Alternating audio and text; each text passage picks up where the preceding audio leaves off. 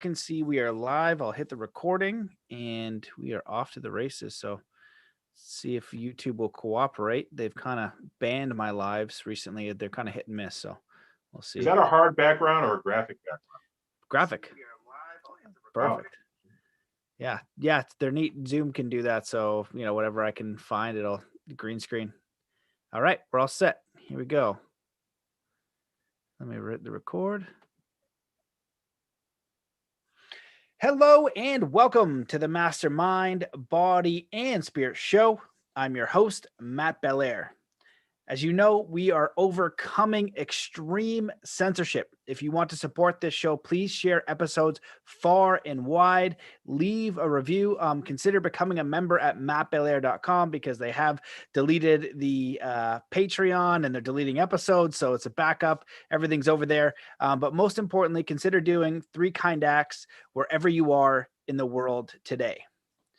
Today's guest is an epigeneticist and co-author of a new book entitled How to Survive a Pandemic. He's here today to share some insights into not only the current pandemic we are facing, but potential ones on the horizon and how to best prepare for them. Welcome to the show, Dame Rich. Hey, Matt, how you doing? I'm doing great, man. Well, I'm so excited to dive into this show because we're going to talk about how to survive a pandemic, but you have a very interesting background on epigenetics and health and also self-exploration and study. Before we got on here, we're talking about, the Sumerian tablets and some deep topics that you're very familiar with. So you're very, very well-rounded. You're very knowledgeable in a lot of areas, not just this. And so I'd love to just kick it off with a little bit about your background. How did you get to where you are today, to writing this book and mastering these several fields that you're in? Wow, I give all honor to God because I actually even shouldn't even be here. So I know that He's given me these experiences and even given me this opportunity to be able to share information and knowledge for us to grow as individuals, because this is the only way we're going to heal the world. This is all the problems in the world. We don't need to look to Congress or the president or a particular political party or governing agency. It starts with us, and all we need to do is work on us. And we talked earlier, one of the things that drew me to you was your edict about if you want true power, look within. And this is a concept that's completely foreign to us. And the more educated you are, the more foreign it is. So I was very blessed to have both my parents to be able to work and sacrifice to have private education 11 out of the 12 years. The only year I didn't have an education in grade school was my junior year, and I did that to go get some extra math at a public school, so I could actually end up going to U of M.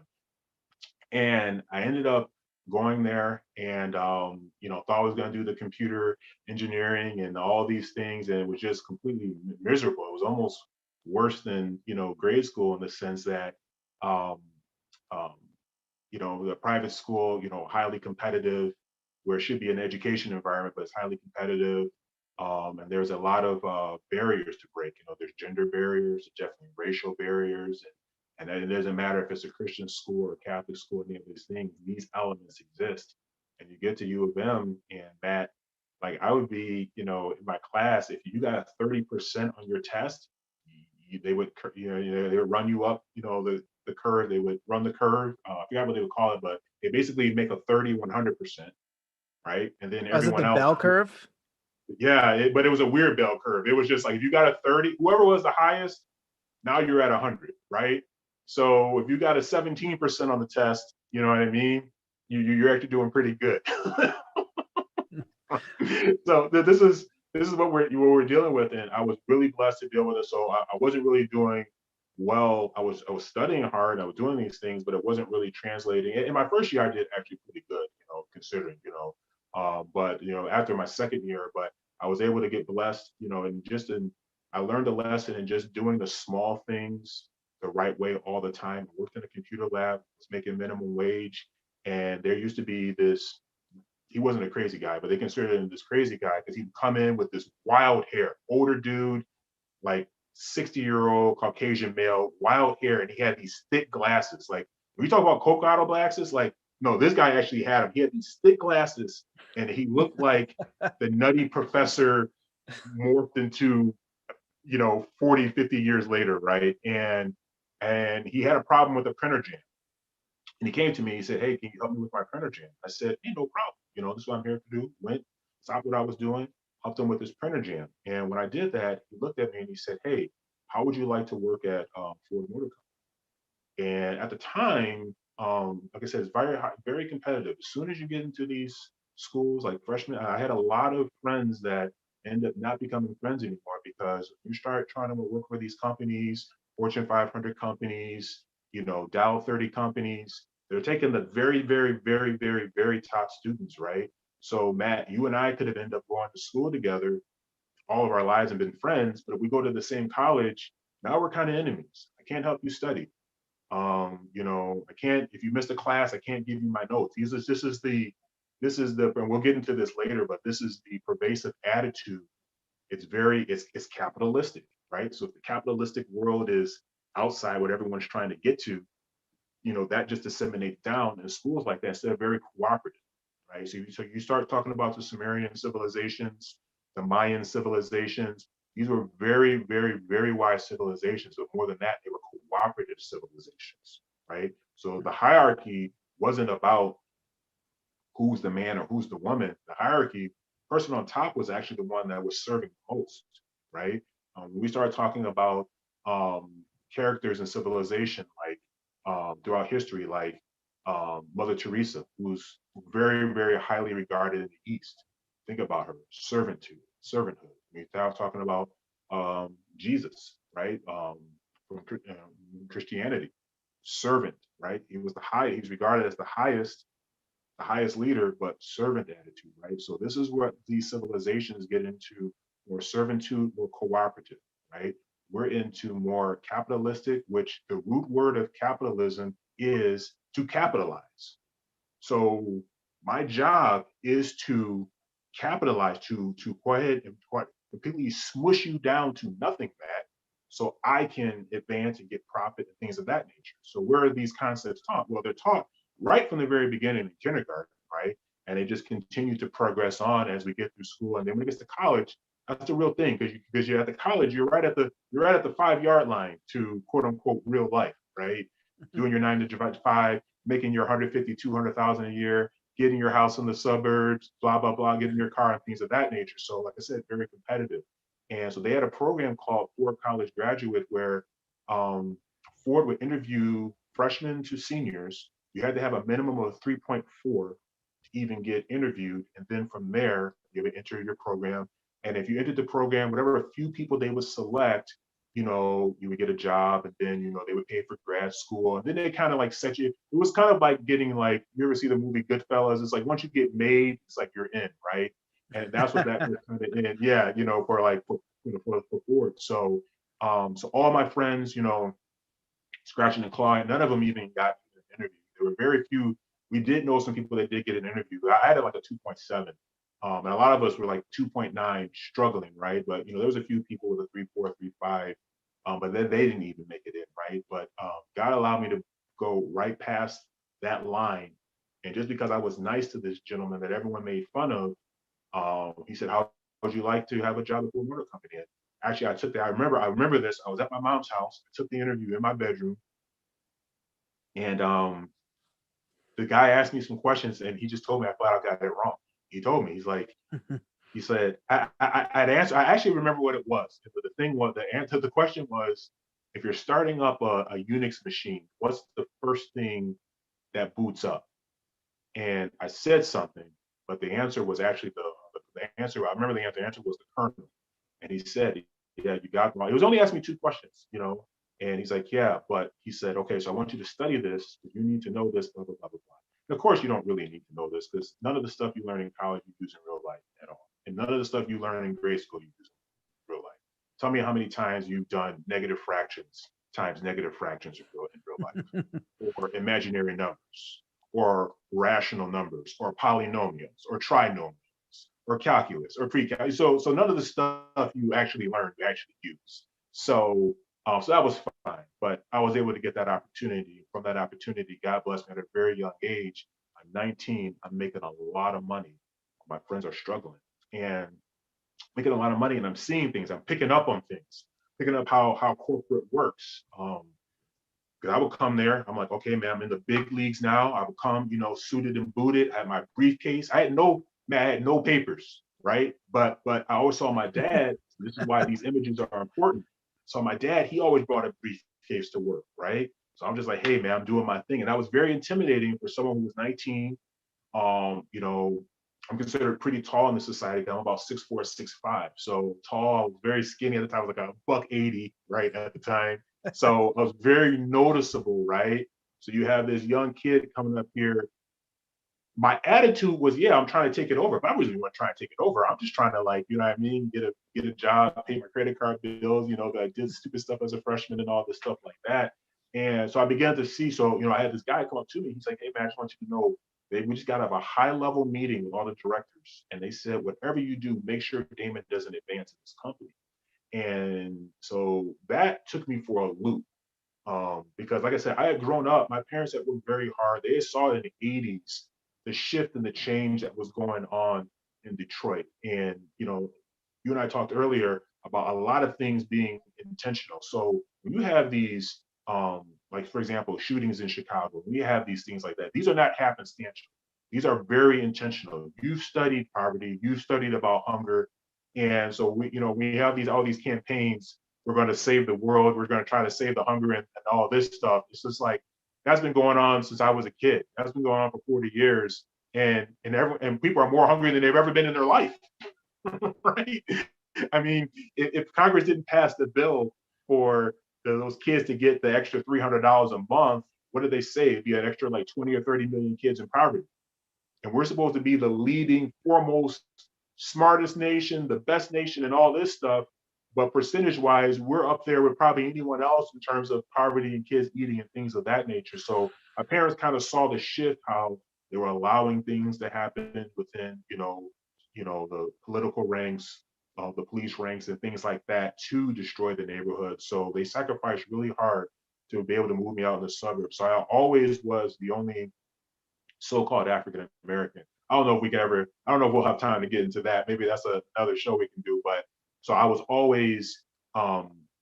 I was always in a very, I was the most diverse person in my environment, but I was very accepted in a lot of different areas. And I don't know what was happening behind the scenes and then the conversations that were happening at the dinner table when I wasn't there. But when I was there, it was a lot of positivity, and I was able to have it establish a lot of relationships and things of that nature. So when it got to now, I'm in the corporate world. I didn't understand the dynamics and the threat, and so it was very sad to me because number one, in all my college classes, like I said, I'm at a Big Ten school. I never heard anything about corporate politics. I barely knew politics, right? I mean, I'm not even voting, right? I mean, I'm barely voting age, barely knew that. Now we're talking about corporate politics, and that's a whole nother game that I had to learn. And what I began to see was that much like I saw it kind of like in school done in a level, but much at a greater level, there are people that control things that are able to marginalize to their own detriment, people who are willing to work hard, people who are willing to, dot their I's and cross the T's and things of that nature, that becomes very threatening. So, so with that, your mind gets open. So already as a kid, just like when, you studied poverty and things like that at a very young age, which is, very valuable. I just kind of added that to the repertoire. So now being in college, you're being exposed to people from different backgrounds. So people start talking to you about ancient Egypt, Kemet, you know, all these little different things that, like I said, coming up in a Christian background, a lot of these things automatically are just without even knowing what it's about, it's just labeled as the devil. Anything that's not taught within the square box of the church is automatically the devil, right? And so for me, it was just looking at some of this stuff and just like, okay, some of this stuff makes sense, some of this doesn't, but maybe there's a correlation to this, maybe there's a correlation to that. And I had learned a long time ago about this was in the 90s about the correlation to food and health, but I was too young to really understand the implications in terms of um, uh, the larger goal, why you need to have people unhealthy. The societies, but we'll talk about this later. Society has built itself to the point where it's impossible to get the people healthy because society will collapse. Our society only runs and thrives if the majority of society is sick and getting sicker. Um, so so it's kind of easy once you see that and people start talking about the way things used to be. You see that when it's more loving, when it's more inclusive, it's easy to kind of open up and be like, oh, okay, I can't take all of it, right? I can't consume all of it, but let me just break off this little piece, right? So this is just year after year breaking off a little piece. You find a new thread, breaking off, understanding more from a global perspective, because everything you consume, you got to be able to look at it from a local perspective where you are, and then the perspective within the time, and the perspective outside of the time. You start talking about studying poverty at age 14 and famine, I guarantee you the conditions and the parameters that existed when you studied them are the same conditions that exist today, but you don't, it's very hard to make that connection because it seems that things have changed because they'll change the outside, if they'll change the outside environment. So for give you an example, when I was in college, one of the places that we knew not to eat at was Taco Bell. It was the last time I ate at Taco Bell. We used to eat at Taco Bell. This is late 90s. We eat at Taco Bell. And we said, we're not going to stop eating here because the food was trash, right? I stopped eating at Taco Bell. Now, listen to this. This is sometimes when you even know the right thing to do, they can still get you with deception, with, like I said, this deception with how things look, how they're able to frame things. So the Taco Bells recently, they know this. They know a lot of people like yourself, myself, your listeners are health conscious. So, they'll add, different things to the menu, but for the most part, it's still the same poor quality of food and there's nothing, listen, if anyone's eating Taco Bell, listen, I may grab a Taco Bell tonight. There's nothing wrong with having Taco Bell, right? Nothing wrong. We're just we're just talking about this from an exposure standpoint to say like, okay, because there's a lot of things that I eat and do that aren't ideal, but it's good that we know that they're not ideal, so we can gradually work towards doing something better. So this is not a judgment thing, not at all. But so Taco Bell, they know this. What they did was they made an investment. They said, listen, what we're going to do is we're going to go around, we're going to change the facade of these Taco Bells. We're actually going to change the way these Taco Bells look. We're going to put plate glass on them. We're going to have the tall 20, 30-foot ceilings because this is what the millennials, Gen X's, this is what they like. They like nice, open, airy spaces. Matt, they made this Taco Bell look so good. I told them, like, let's come up over here. And I started eating Taco Bell, right? And I started going to this particular Taco Bell, and I'm sitting there eating it in the store like I'm at like Ruth Chris, steakhouse or something, right? But this is how they're able to do that. But this is the same ingredients, if not worse, than where it was when we stopped eating Taco Bell, right? That hasn't changed. So this is how we're able to, a lot of things are able to get masked. So as I started to get this information, once I'm able to tie something back to the way things used to be, there's a proverb that's not talked about in any type of religious circles, but a wise man, his name was Salomon. He said that there was nothing new under the sun. He said the thing that has been is the thing that will be. So if you were studying poverty at age 14, whatever conditions and the reasons that poverty was existing, it's still going to be the same conditions and reasoning now. And you just go ahead and back that up to the 1800s, the early to the turn of the millennium, things like that. You just keep on going, and you'll always see there's always been a hierarchy and a classism, and there's always been ways in which you can you could use um, visuals to make something appear something that is not. So there's no such thing as the middle class, but I'm going to make the middle class because I'm going to give them these high paying jobs. I'm giving these high paying jobs. Like here's the thing. You got to ask yourself, why would Ford pay someone $150,000 a year to run their assembly? Here's why. Ford will do that because when you're 20, you get your car, you get married, and you're 40, 50, your kid turns 16. What type of car are you going to buy your kid? A Ford, right? And their kids are going to have Fords. So by the time you get done 20, 30 years later, you got a whole family of Fords. They make money off the car, the warranty, every oil change, every service. So there's a there's a science behind this in which we're just going to get all the money back anyway because we're going to tax them all the way up to kazoo. So before you even spend a dime, you're already taxed 35%. And that's on top of taxes that you pay for property taxes. Every time you eat a piece of gum, every time you flush the toilet, you get taxed on that. The water and sewage. I don't know. You guys are in Canada, but in the States, water and sewage, any type of sewage that you create, you get billed for that. You get taxed for that. So you get taxed 35% before you touch anything. Then you have your property taxes. You get taxed when you eat. You get taxed when you use the restroom. Now you're buying their products. At the end of the day, you really don't have anything. So, they say it's a middle class, but all something has to do is something like Corona has to come and stop production for a couple of months. And now we have people committing suicide. We have families breaking up. They got to spend time with one another, although that was always the goal, to be able to spend time with your family. So as I began to see some of these things, piece these things together, I was just kind of on this journey. And I began to see one great eye-opening thing. I took an enrichment course at a college over where I used to live, and it just talked about all the religions. So I was like, okay, I get to see things from another person's perspective, and mainly study a lot of Eastern religions, and not so much studying it from the standpoint of, application or following it or anything of that nature, but just kind of understanding where are you getting this from? Why do you feel this way, right? But I was like, okay, if I can see these points are consistent, so you're doing this meditation over here, and there's really meditation over in the Bible or something like that. And then we have epigenetics.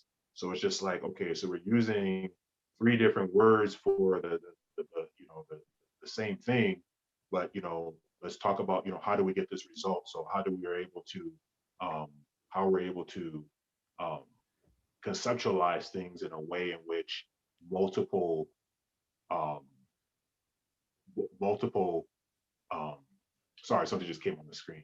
Oh How we're yeah, able to yeah. Where I wanted to go with this is, your background is really interesting because I looked at the bio yeah, and what you created, and there's kind of like three topics that I wanted to touch on because you've gone through sure, like a very interesting journey, to kind of get where you are today, and you've got the epigenetics and energetics, which I think is incredibly fascinating, and then you've got the book, How to Survive a Pandemic, and there's some practical information in there, yeah, and also this understanding that there's nothing new under the sun, which is yes, interesting. So, my curiosity is like, okay, if they're going to design and architect these things, is there room for a solution?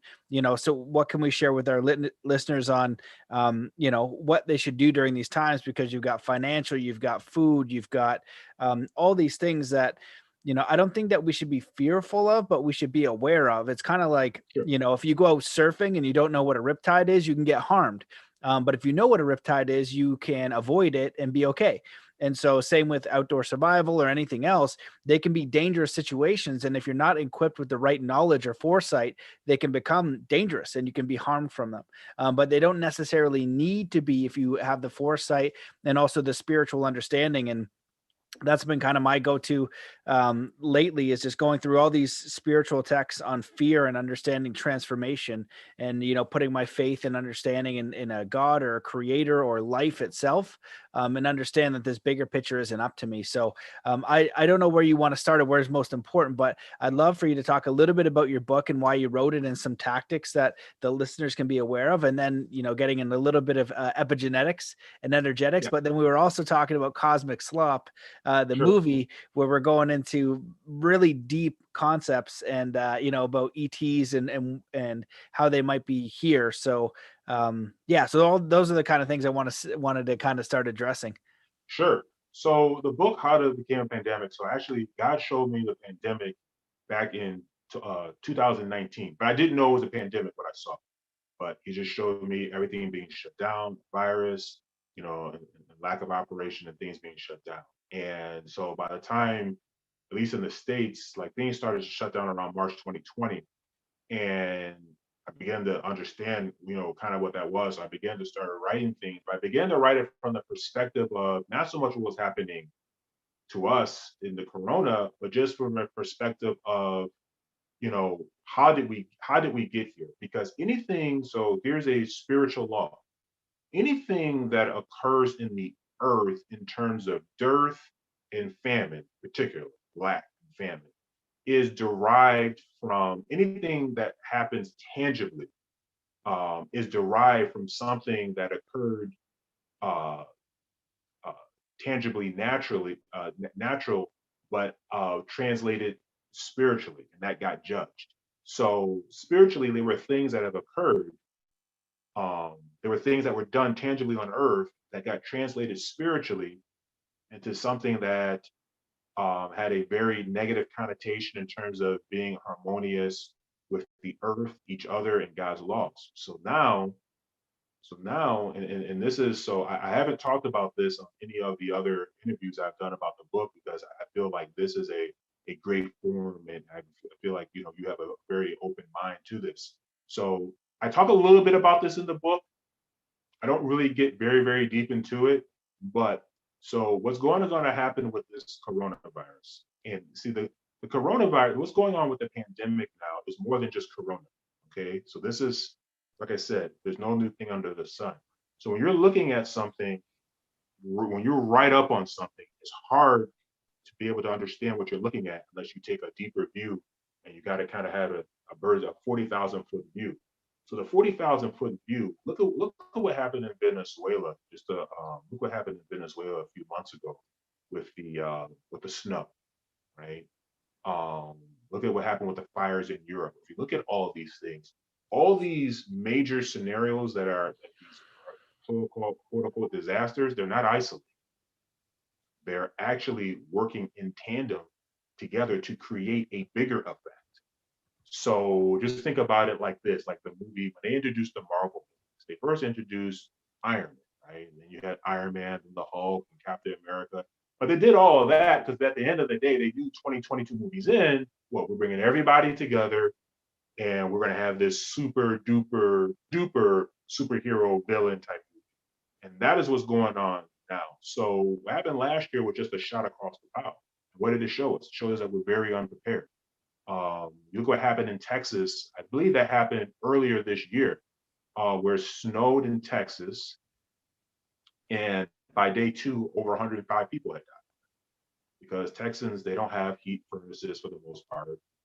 People were starving and things like that. This is only 2 days in. Now, keep in mind, some of the stuff that happens in other continents, you have people starving for years, right? They were only 2 days in. They couldn't survive. So I had to look at this. I said, man, our schooling is all about preparing us for what we don't need to know. And then the things we need to know, we're not able to know. So this is what the book, it actually bridges. It first starts out by bridging that gap. You can read a free preview on it, damonandmiko.com/pandemic. You can read a free preview of that, and it actually helps you formulate, okay, why are we at the point where we are today? Why don't we have a stock supply for 6 months to 12 months or things of that nature? Because the shutdown wasn't that long. It shouldn't have had that type of dramatic effect, but it did. So it gets into that, and then it just gets into the practical things. So it's about more than just a pandemic, definitely more than just COVID, because what we're going to be experiencing is going to be more than just COVID. COVID is eventually going to go away, but all the other residual effects of what's going on in the earth is still going to linger, and there's going to be some pain felt from that. So, and you saw CNN just released so something we already put these predictions in the book. Like I said, a lot of this stuff was done a year and a half ago. CNN already talked about the supply chain is basically shot. They already know come this December, January, it's going to be a lot of pain. And we've seen famines in other places in the world, and we've seen those problems have never come to roost over in America. And we're going to unfortunately be seeing that for the first time very soon. Yeah, shoot. Well, all that's kind of frightening stuff. And one of these Instagram things I saw come up was so simple. It said, all humans really need to know is, how to eat food, hunt and know, where they can get vegetables and forage. They need to get clean water, and they need a shelter. That's it. And most people, can't do any of those things, including myself, which is like trying to wonder, like, okay, what was my education for? Like, I've been on this planet for 37 years, and I don't even know, how to do any of those things. It's really interesting. So, Yeah, it does seem like they have this plan, right? And if you're curious about what it is, you can always sign up to the World Economic Forum. The people, anything with world in it, World Health Organization, World Economic Forum, United Nations, stuff like that. And read the books of Klaus Schwab and those characters, and they say what they're going to do. And so, when we're looking at this from your perspective, moving forward, are you kind of optimistic? Are you pessimistic about how it's going to roll out? Some people believe that this is the Great Awakening, where this old system of people and elites that keep rolling out these new resets and these, um, global architecture schemes, it's the end of the road for them. And some people Mhm. think, okay, this is going to be really hard for us to go, and we might have like a 10-year um, challenge or famine or whatever the Sure. case is going to be. So, from your perspective, what are you thinking? Yeah, and actually a great question. And that answer, I'm able to answer it more maturely now than I would have before, because growing up just a numbers guy and engineer and all that stuff, you just put all the stuff into the equation and whatever the machine spits out. So pessimistic. So the answer to that question, it depends on what side of the equation you choose to be on right now, right? So the person that you're determined to be right, the person that you want to be right now will determine what that what when transpires what this will mean for you. It's the exact analogy of Robin. Depending on who you are, he was either a great guy or a terrorist or a bank robber, right? If you were rich, you hate him. If you're poor, he's your champion. And that, as simple as that analogy is, it's the same thing here. So you're right. As part of the Great Awakening, there's got to be you have to, right now, what we're going through is an error correction. The equation is being rebalanced. So the equation, you know this from what you've studied with famines and things of that nature, the equation has always been like this. So now we need to rebalance the equation, make it more level for everyone. So in doing that, the something's going to get crunched because we live in a closed, the physical world is a closed system. So you can't, this is what you learn in with um, the laws of thermodynamics, Isaac Newton, and those things like that. A Are you system, talking about firmament type of closed system? I'm talking about a closed system where whatever matter exists, energy can only be transferred. It can't be added to or taken away. So whatever we're dealing with, this is what we're dealing with. So if we're dealing with a million units of energy, and that represents everything that happens in the world. If we're dealing with it and the Sodom corporations or the bad people, whatever, they have 800,000 of those units, right? The only way to balance this, the only way to get hunger, starvation, these 200,000 units, and poverty and homelessness, this this has to take from this. That's the only way that happens. Because it's a closed system. There's not an infinite amount of money, real money. There's not an infinite amount of time. There's not an infinite amount of space. Everything is fixed. When we start talking about the earth, there's only fixed so much. So if there's any type of position where someone's getting more or less, it's happening within the same equation and everyone's being affected by it. Hmm. And you shared something earlier. It was an Einstein quote, and I think that was really relevant and optimistic. And I like your perspective too, because it's the same idea where it says, "Okay, look, there's something very serious happening right now, and we're all making individual choices, but based on how you perceive this situation and how you are going to respond of your own free will determine the outcome you receive." So some people Yes. chose to go get a couple shots in their arm. Hopefully, they'll be okay. Yes. I hope they'll be okay. And but from the research that I've done, it looks like that probably isn't a wise choice, something that Sure. I'm going to avoid as much as possible, and fight as much as necessary to prevent that. And so, but millions of people signed up for that.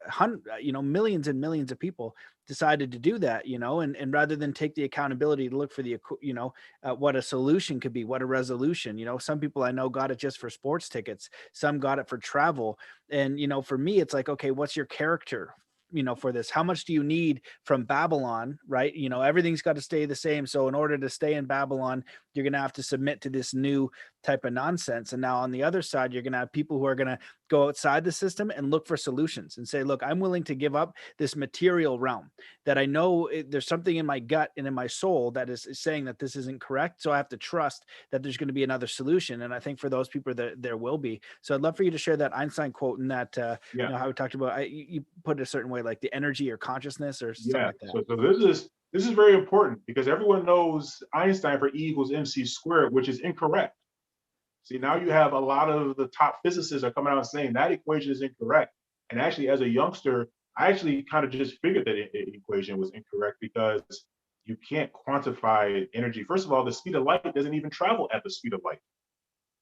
That's a true physics fact. The speed of light is like what, 186,000 miles per second per second.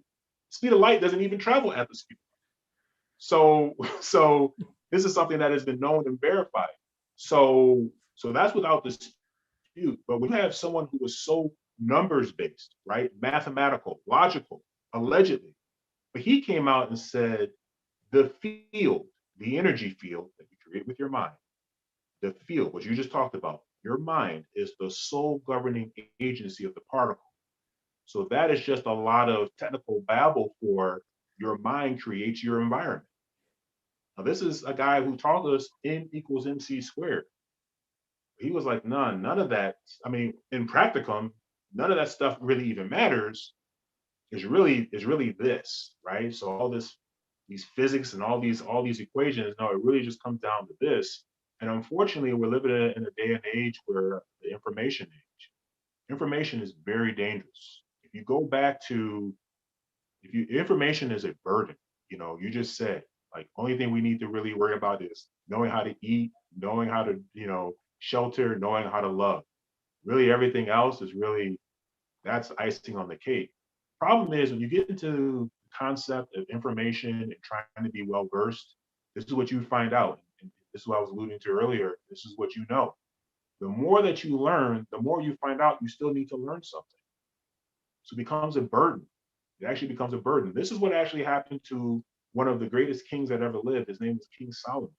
And if you read, this is something that's never talked about in the church. You'll never hear it in the church. But if you read a book he wrote called Ecclesiastes, the whole, it's only about 12 chapters. The rest of the whole last 6 or 7 chapters, he just talks about how depressed he was because all he knew was knowledge, and all that was a burden.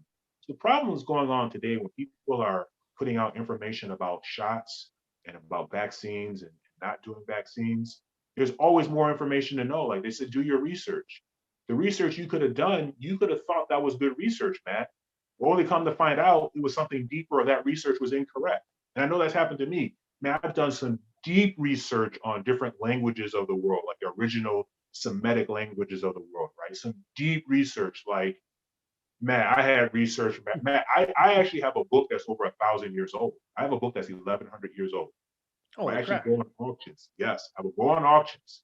I would look for certain specific dictionaries. Like this stuff is so old. Like I don't even open it. It's like in saran wrap. It's completely out. It's over 1,000 years old.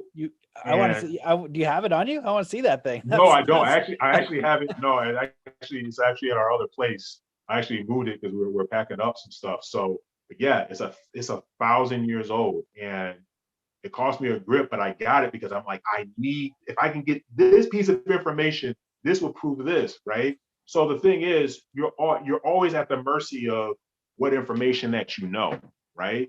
Kind of like what's going on right now. People are very upset with what's going on with Congress. It doesn't matter if you're Republican, Democrat, or independent. Everyone's upset with even their own party.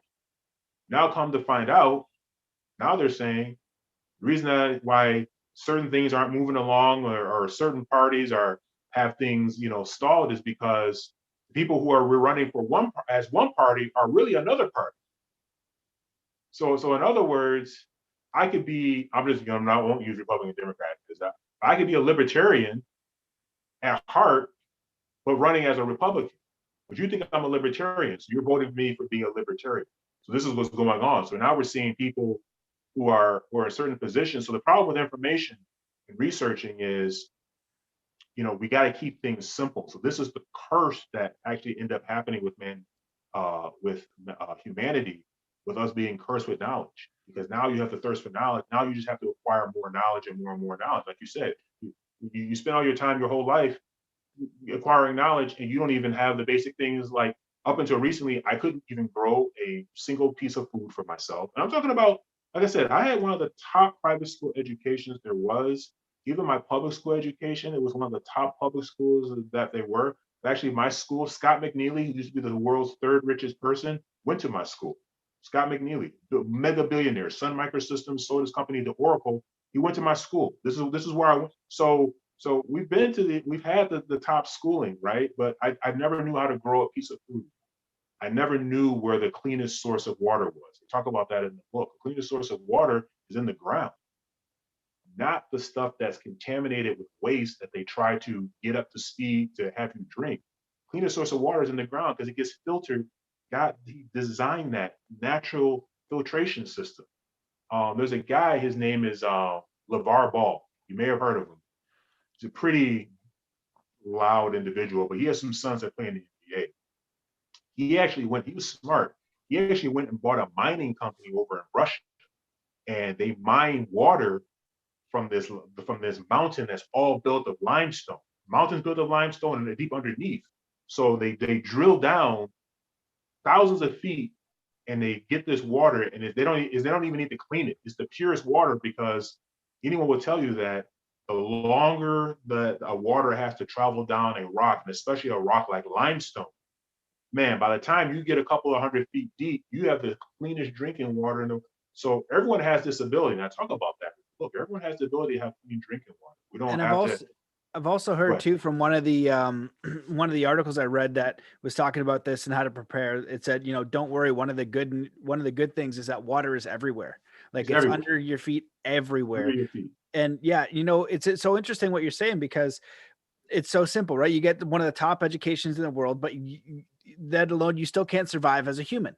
Every other No, species can survive other than us. And when you're talking about, yes. the information, there's like now information overload, There and you there's go. so much misinformation, and there's so much entertainment where people are, sharing these things, and it's more like entertainment, and it might be true and it might be not. And I constantly think about that with the podcast and my work. I'm like, is this beneficial? Am I helping? What are the solutions? And really try to keep asking myself that question, because I want to figure out useful information. And like you said, being able to grow and hunt and have community, and simple stuff like how to be a human. Like if it all goes to crap, can you survive? You should be able Yeah, to do that. And that's yeah, paramount knowledge. And it's one of the things, like being a martial artist my whole life, just being secure in my own body to know that if I need to defend myself, I can. Not that I could take every single person on the planet, but to know that I should be able to defend myself in most situations. I don't have to walk around in fear. It gave me the confidence to travel and do all these other things that I've done, because I had that self-confidence, that self-awareness in what I was capable of doing, was a function of a human being to be able to protect itself in a scary environment, where there's some right. frightening stuff going on. There's actually a circumstance today where I was in the store, and this guy, there's a sketchy guy in there, and he was stealing, right? And I basically was just like, there, and it was all women. And I said, hey, do you want me to stay? They said, yeah. And so they confronted him, and I was there, and he was stealing. I was like, here, let me just buy that for you.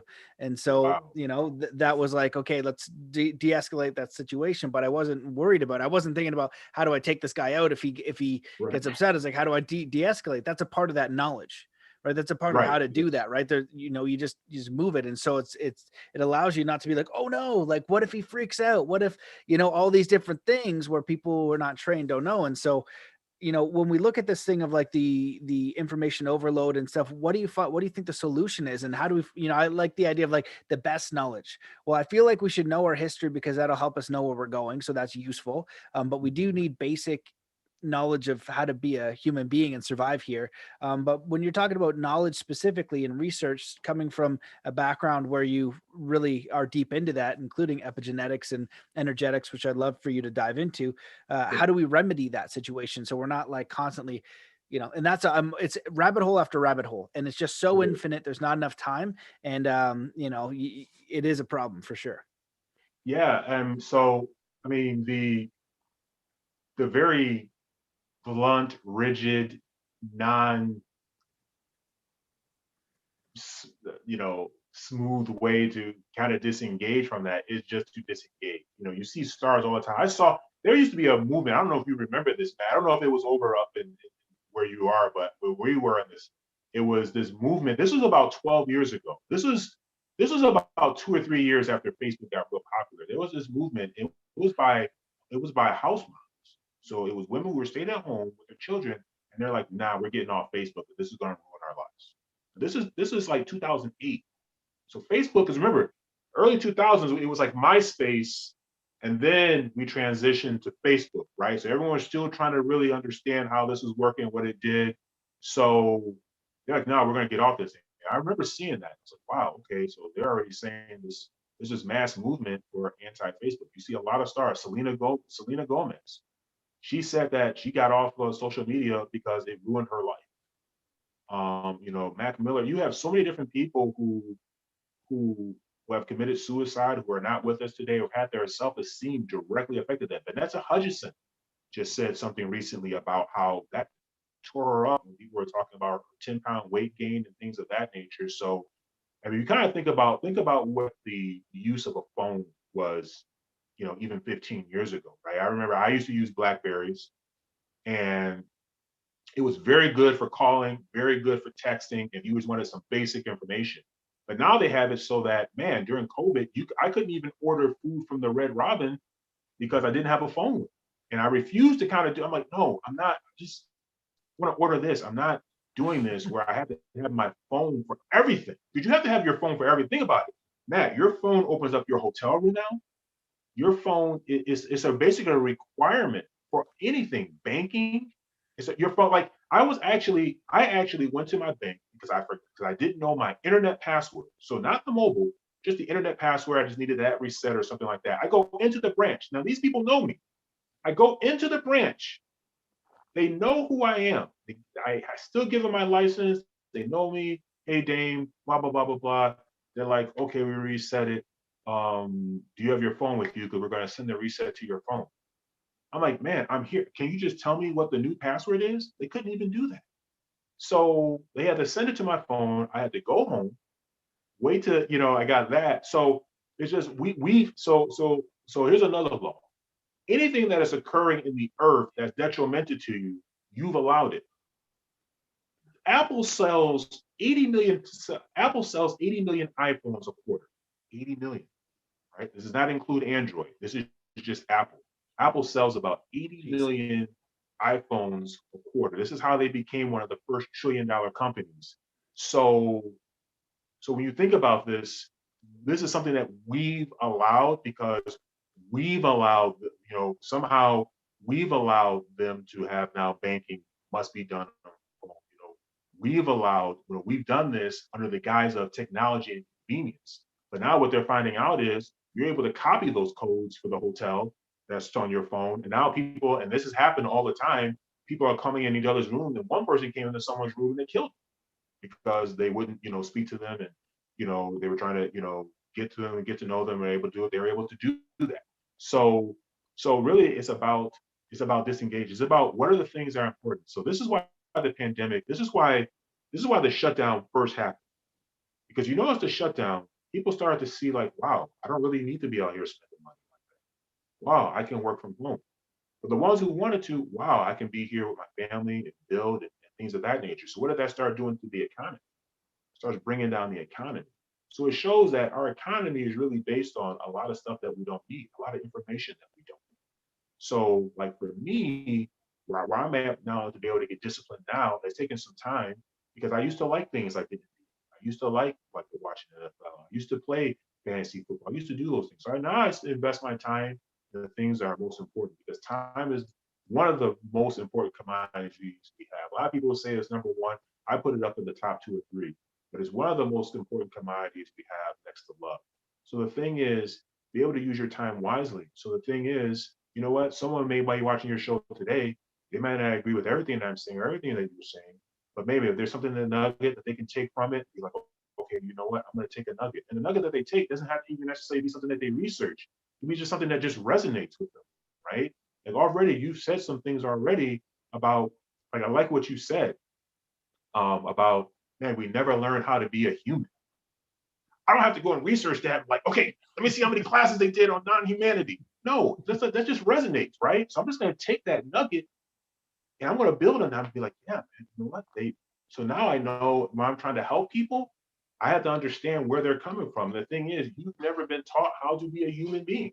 So you don't know these things. So this is a way that you can do it and still have some type of life where it's just like, okay, I'm gonna condense down. So when I started to make this consciously, this scared me.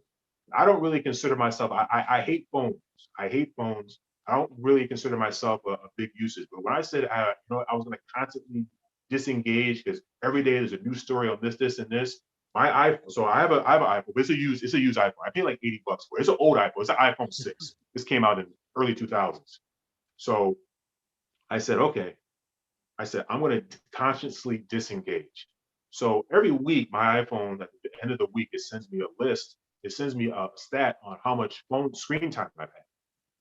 Do you know, Matt, from the week 1 to week 2, my screen time went down 82%. I said, wow, this is scary. I didn't feel like I missed a thing. Like, I was like, wow, 82%? Like, that's almost 100%. Are you kidding me? And I was able to get so much more done and be so much more productive. And even what you talked about, doing things for myself and investing in myself. So it's just about right now, it's about being able to, like I said, with the pandemic shutting things down, being able to say, okay, you know what are the things that are important to me? So this is what epigenetics gets into. So now when we start talking, this is how it connects. So now when we start talking about epigenetics, for those who don't know about it, you're going to hear a lot more about this.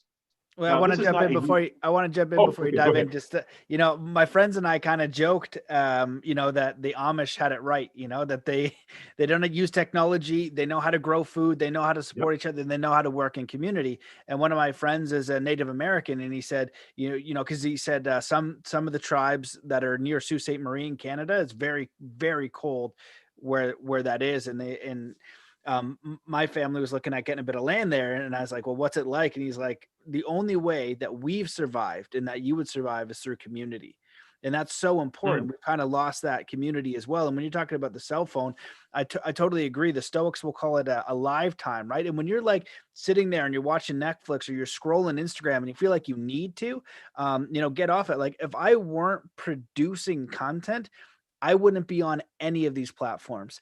Now, I notice and I'm aware of when I'm going on there, and now I'm consuming the content, and a lot of it is not very helpful. But I've curated everything on my feed so that it's information that I want. Right. So whether it's about workouts for fitness, so it's helpful information that I go apply, whether if it's stuff going on in the world, so I can be a little bit of an education for people who want to dive deeper. And I've consciously thought about this, saying, okay, I'm ready to disengage from looking at my computer and going through the enormous amount of guest emails and questions and all this stuff. I'm staring at a box. Like if you're filming me from up here, you just see me sitting and staring at an innate object. This isn't really life, and I can helpful and can talk to people and do some certain things. But I feel like it would be much better to be engaged in person to person, whether I'm teaching martial arts to youth or I'm teaching martial arts to other people when I was snowboarding, or I'm building something with my hands, right? Which I can't do at all. So I need to, just help them around. But it's these basic skills that we're not taught. And then if you want to go into the world where you're, into this kind of magic box that can have access to almost all information, it's good, but it's really hard to stay disciplined in just your research, which this is mainly what I use all the screens and all the social for is to get information. But like you said, even the quest for knowledge can be really distracting in itself. And so being very cognizant of the amount of time, how much time you're doing this versus applying it, whether it's your physical body, whether you're building something, whether you're, even doing music, it's actually being created in the field that you're around. And so I feel like that distinction is incredibly important, because this is a very predatory device. You know, Hmm. someone gave it to me, and a really interesting thing was like, you know, the whole entire AI system is basically like Satanism, and it's this innate parasite that is sucking your life force. And I was like, oh, that's so dark. And it's like a way, because the creator knows everything and it's connected and can see all of us, but this artificial way is for the way for Lucifer to see everything. And I was like, oh my gosh, that's such a crazy idea. So So, I'd love for you to comment on that if you wish. Talk about epigenetics as well, because you're just about to dive into it. But we also talked about earlier, I want to remember I asked this, but about the how you said it's consent based. And so right, they have to tell yeah, us what they're going to do, which seems interesting. And this is what they told me in the law summits. Everybody said the same thing, about like, this is a consent based system, that you're consenting these different things. But some yeah, of them, I feel yeah. like I'm not consenting to this. And then my Mhm, question to them always is, what about you know, the people who face like starvation or something, or, you mhm. know, the Bolshevik Revolution or Cambodia or these genocides I study? I'm like, I can't imagine that they consented to that. So right now, what I've thought is maybe people architect a system where humans will take that consent from someone else, and they'll have to pay the karma, not the ruling one that kind of put the ants together. You know what I mean? It's like they're pushing us Sure. and dividing us. So I'd love for your thoughts on those ideas. Well, man, you have you said a lot of great things there. So I'll just kind of go backwards from what you said. So when we start talking about consent, okay, because you're right, that could be a very sensitive topic. Depends on how it's framed. But the underlying, so they actually did a show about this where they talked about this. It's House of Cards. It's the last season that Kevin Spacey was on. So I think it's probably season 5. So here's the thing. They say art imitates life, things of that nature. I don't use a lot of worldly edicts because they'll tell you that the only thing true in life is death and taxes. And Jeff Bezos proved that that wasn't true. This is why they have now the alternative minimum tax, because he wasn't paying any taxes. So that you got to be careful about the things that you speak and things of that nature. And I actually believe you can live hundreds of years, and that's talked about a little bit in the book, but not we can talk about that another time. But so it's just a matter of just reshaping, reformulating your mind. You believe you're going to die, you're told you're going to die. So we have people who live consistently to 200 years old and in their full strength and might. And, you know, we had these reading, like you read about a society like Well, God, I even call it the Society of I Cute, just saw but something. I saw something in the Bible too. It was like 1,000 years, right? And then after Noah, it starts to go down. It was like 1,000, and yes. it was So what 800, that is, 700, 600, then yes. 200. And I don't know what the correlation is to that. Here's the correlation to that. That's in Genesis chapter 9. So the correlation to that is directly to meat, directly, directly. So if you go back to what the law, so if we even for people who aren't very spiritual religious, who don't know about the Bible or about God, if you go back to the way the world was designed, the laws gave us free reign over the fruit and anything what we call green leafy vegetable, anything that soaks up the sun. This is what our people ate. Those people in there lived consistently 700, 800 years consistently, right? Noah lived longer than Adam. Noah lived like 960 years. Adam think lived 930. Methuselah lived over almost 1,000. Enoch, even though he got taken up, he lived about 400. So Abraham lived almost 200. So these are things that people used to do. So the direct correlation when lifespan began to shrink is when God set the new laws in place because of the wickedness that was in the earth. So there was wickedness back then. So think about where we are today, right? But whatever was going on today would have seemed like back then, you gotta be able to be like, they really think we were wicked, right? But that sense of anti-community, anti-loving your neighbor, all of that stuff was so prevalent that now you have to shrink the time span that you're dealing with humans is about 120 years. So that what you just said would directly correlate to Genesis 9, where the new law says that now you can eat meat. Prior to that, they were never eating animals or killing animals. Now we're getting into where we're killing animals. So now when we start talking about increasing our lifespan, now we're getting back into some of the original design. So this is going back to what you were saying about the information. Information is a dangerous rabbit hole. You almost have to, like I said, you just have to know the basics and then kind of You have to go by faith and take your chances, because you can go down this hole where you think you're studying the right information only to find out there's either intentional misinformation, unintentional, because that's the best way to kind of get somebody is take them down a rabbit hole where things are true, true, true, true, true, true, true, till you get to this point where it's false. Now it doesn't even matter whether you think it's true or not. You're just kind of going with it. So that's why I see this is where we get dogma. This is where we get the cults from, right? Yeah, It wasn't that.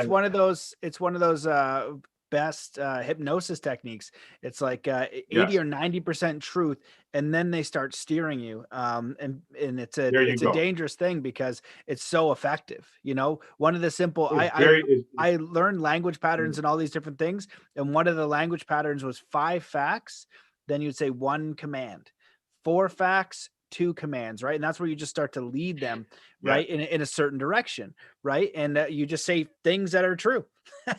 You know and what I that mean? concept is.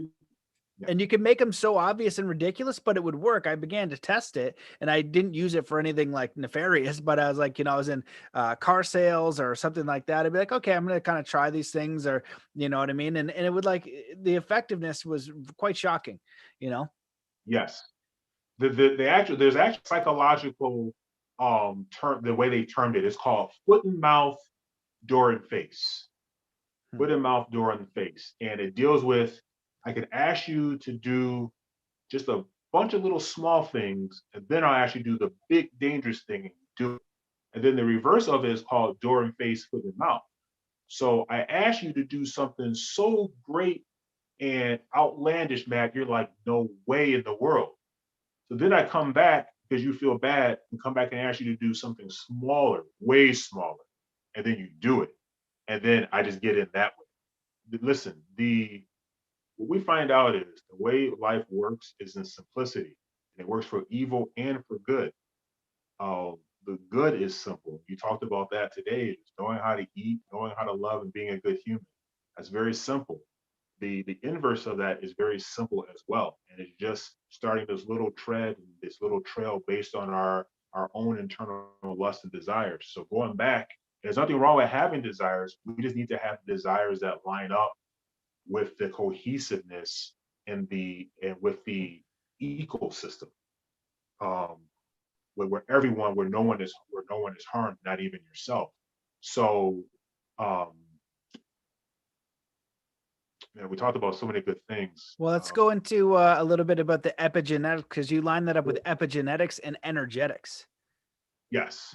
So I'd love for you to speak on that a So little bit. epigenetics. So this is where we get this from. Epi meaning above, Greek for above, genetics, of course, the genes. So now we're going above the genes. So anyone that has studied genes, and this is, I don't know if you remember the Human Genome Project. Remember, that was a big thing that everybody spun up, and they ended up spinning that down because they found out that what should have been happening scientifically wasn't through epigenetics. So basically, species with less amount of genes typically should have had less character traits and less abilities and less functions.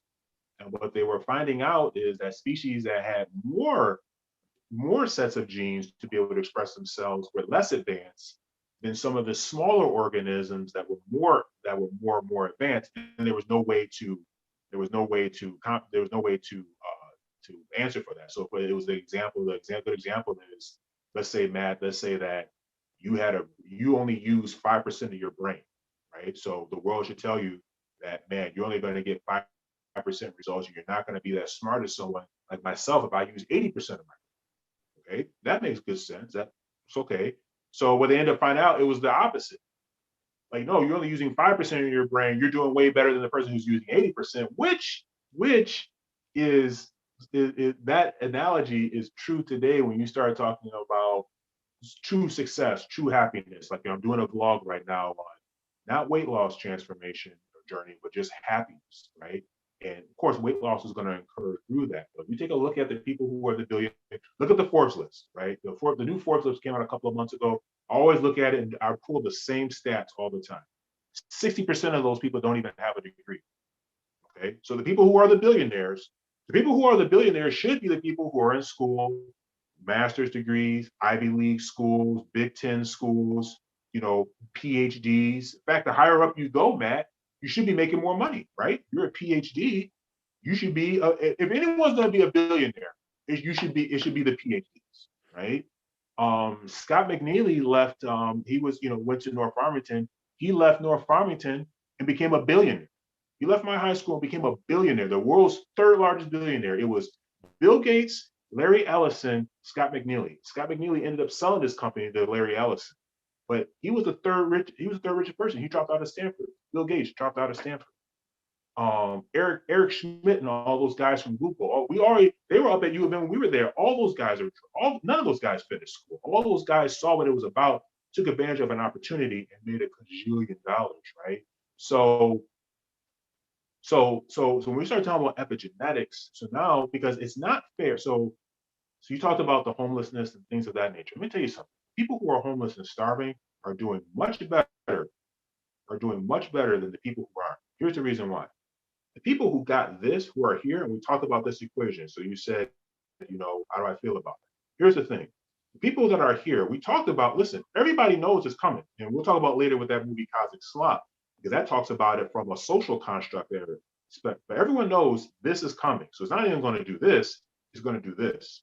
Because there was a lot of evil that went on, because the people here let these people get to this point. There's no reason why there's any starvation in America. I'm talking about America in particular, none. Zero reason why there's any starvation. Zero reason. When you talk about all the projects, the bridge to nowhere, all these, there's like in 2004, they reported they did a GAO accounting of the government and found out there was $1 trillion that is unaccounted for. $1 trillion. Listen, $1 trillion unaccounted for. So we just lost that. Matt, $1 trillion would solve poverty in America forever, because it doesn't cost anything to grow food. It doesn't cost anything. When you buy an orange, you not only get an orange back, you have the ability to buy it, to have a whole orange tree for centuries to come. So $1 trillion will solve all our issues, right? But we don't even need that much. So like I said, in order for this great awakening, whether it's this or whatever it is, this has to do this. So the thing is, yes, the people who are consenting probably were most likely on this level. The people on this level are doing okay, because you know what? As long as they have their self-integrity, they're not trying to masquerade and pretend to be anything. And the worst thing you can do is be something that you're not. And I actually had to end up doing it, because I wanted to conform, because I wanted the promotions at different places I was at. So I ended up being something that I had not. I ended up changing everything, and I ended up changing my relationships with my wife. It changed my relationship with my daughter. I ended up being the one, and I'm thinking they're changing, but I'm the one that ended up changing. And most of the people are masking, are most of the people who think they're here. You think you're team winning, but you're really team losing. You know what team winning is? When you describe to me, Damon, we need to be concerned about food, water. I think you said like relationships and being a human being. Matt, that's team winning. That's you do that, you won in life. These people aren't about this. We're about how can we capitalize? How can we have more? How can we marginalize these people? Because what people don't realize is, just like a stock, for your stock to do well, someone lost money on that stock. People don't realize there's two ways. It's not just this remember that we're in a closed system. So when you're making money off of something, somebody's losing money.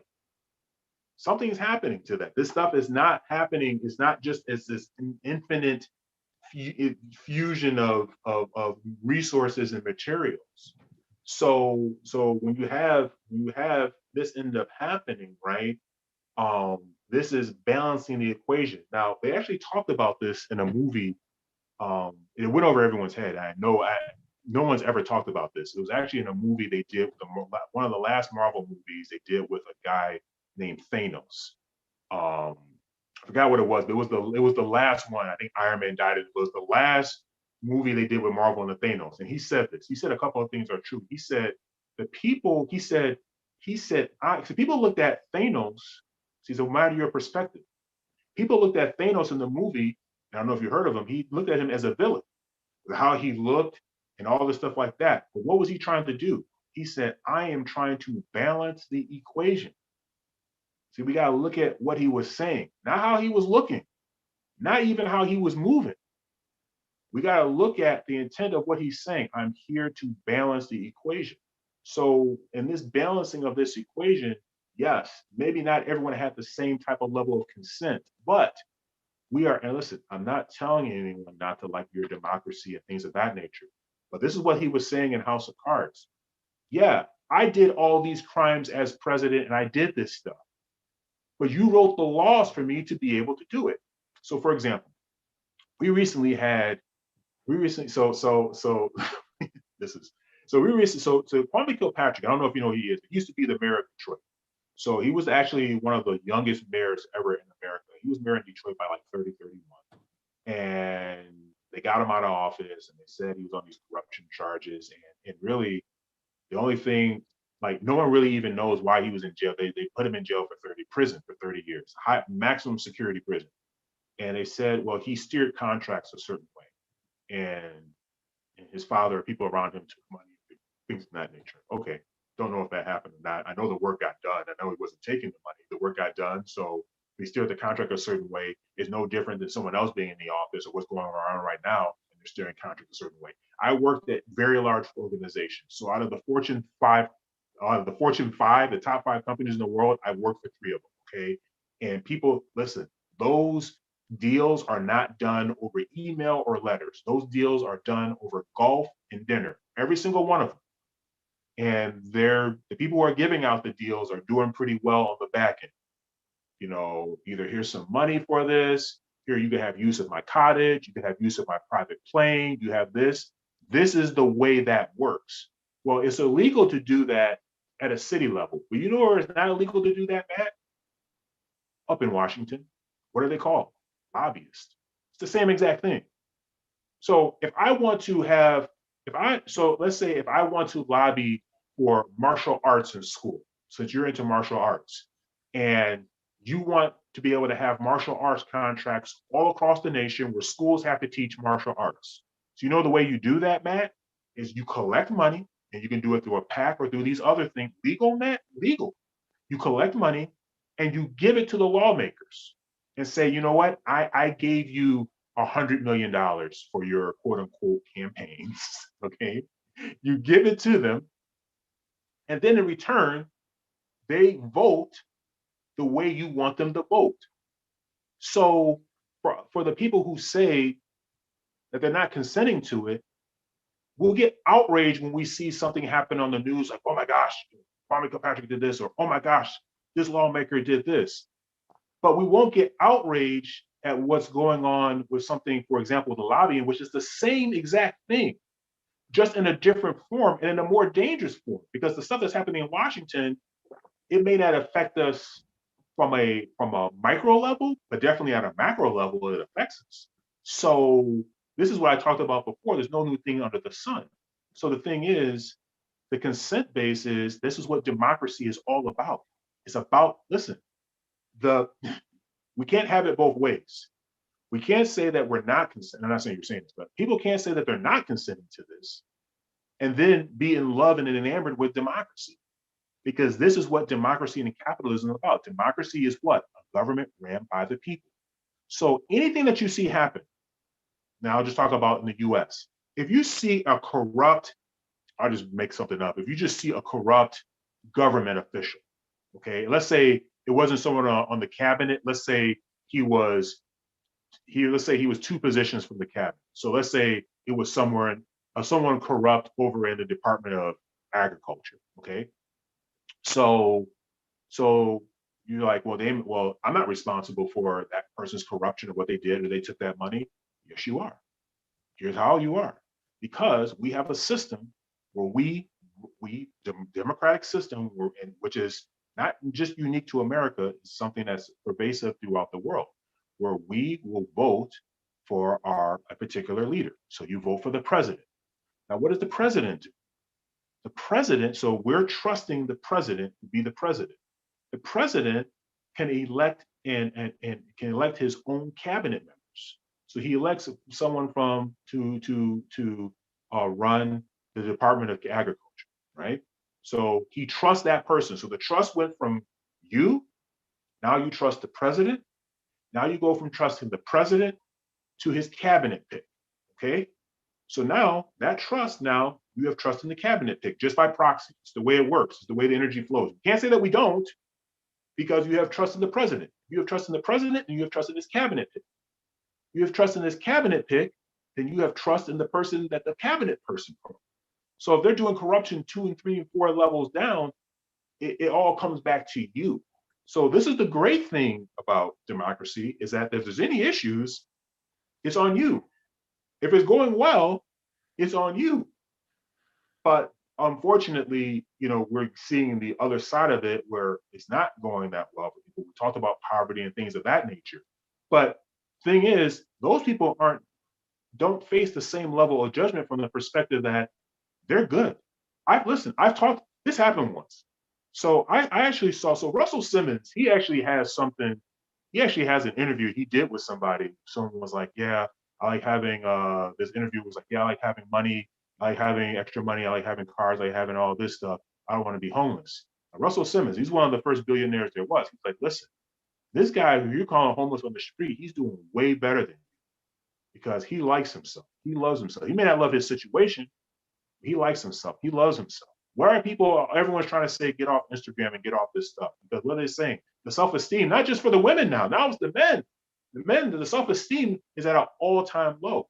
So now you have the poor who may not have had the same decision-making power that had been affected by it. But when the equation balances, if this was wrong up here, this is not going to increase. It's going to increase like this, because who has the morals and the values to be able to run the new society based on love and being a good human?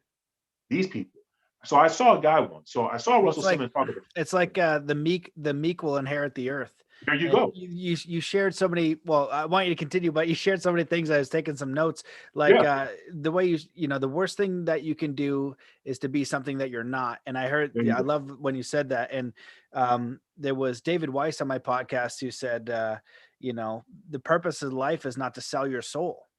And so, it's like, how do we be honest expressions of who we are and not selling out to something that goes against, our internal compass, which we can feel and we know, right? We have to consciously choose to shut it off for competitiveness. Now with capitalism and stuff like that, and like these overarching systems, I think, you addressed something that was good there, saying like, okay, we're consenting to this, but we fell asleep at the wheel to look at the representatives, right? We all got pacified by Facebook and all these different things. So we didn't hold them accountable for what they were supposed to do, put the people in that situation, say, hey, and we can do that now. School boards are doing that now. All these people, you can go show up with 100 of your friends and go make sure that the right person is in there. Now everyone's kind of getting off the bench and starting to look at these systems to try to create some change, saying, whoa, because they're going to keep going.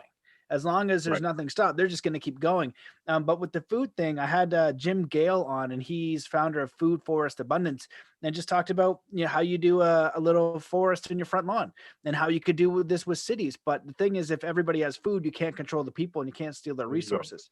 And it's illegal. In Michigan, it's illegal to grow food in a lot of the cities in Michigan. Oh, that's just, exactly. That's just unbelievable. You know what I mean? And so you can have your whole city front, like, you know what I mean? You're going to do, okay, this street's the apple tree street. This one's the orange street. This one's, this is cucumber block, and everybody is taken care of. But again, you can't control them. But one thing I wanted to ask, and if you want to continue what you're talking, please do. But the question that came up when you said, this balancing of scales, right? Yes. How do you see that? Because on one part, people could say the ultra powerful that have immense influence. So the billionaires are these families you don't even know about. So you hear about the Rockefellers and things like that, but there's probably other families or influences we don't know about where they kind of want to take, and they're architecting and influencing at a high degree. So what do you think is going to put this in the order? Is it like cosmic? Is it the creator? Or how do you see that rebalancing as we navigate this? And I get the sense, and I just love to hear your opinion. If you are good and have an authentic heart and are doing, are on the scale of being authentic, not selling out, doing the right thing, do you think you're going to navigate these coming trials in a way that, you don't have to be fearful of? Absolutely. And the way to move, and you brought up, I like the way that you formulated that, because the way you move in any situation is you can't move through fear. So even if it's information that you feel is negative information, it's you got to turn that back around. Okay, so the glass is half full. So like you said, we talk about the Great Awakening. Everyone's kind of scared, but these people right here, they're ready for that, right? So it's just like, no, it's not the end, it's the beginning, right? So no, going back to what you said, it's when you start so so yes, the way that is going to happen is because we already know that the creator, God, the creator, has everything under control. Okay. But here's the thing: people who are in even these evil Luciferian systems know that their time is up. How do we know that? What's one of the axioms that we always use about power? Absolute power corrupts absolutely. What evil power structure has ever had an infinite tenure on this earth? Rome, but before Rome, you had Babylon was one of the biggest. Like you want to talk about an empire. Babylon was one of the biggest, greatest empires. People don't even know who those kings were. People don't even know Babylon. After Babylon, you had Persia. After Persia, you had the Medes. After Medes, you had the Greeks. These are societies. These are leadership structures that aren't here anymore. The Romans aren't here anymore. So so so with that, there's no evil power structure that's ever just been pervasive. And actually, a lot of people don't know this. The Babylonian, a lot of those, the original, those initial structures I just told you about, those powers, they actually turned to good where they weren't like super, super good, but then they started seeing the error of their ways and they started trying to correct that. A lot of people don't know about a great king named Nebuchadnezzar. He started out really evil. He ended up being one of the greatest proponents and influencers of worshiping God. Believe it or not, Nebuchadnezzar. A lot of people don't even know that story. And actually, that's in the Bible. You don't have to even get an extracurricular activity, extracurricular book for that. So the way this is going to happen, it's going to happen in a very fluid, in a very natural way. And it's one thing that it's not going to do is like these people aren't going to be. So one thing that we're getting out of this is about a lot of people who don't eat meat. Why we're going back to that, a lot of people who are doing that for spiritual reasons is it's not going to be a war. This is not going to be a thing. There's going to be wars, but the wars are going to be between these power structures over here, right?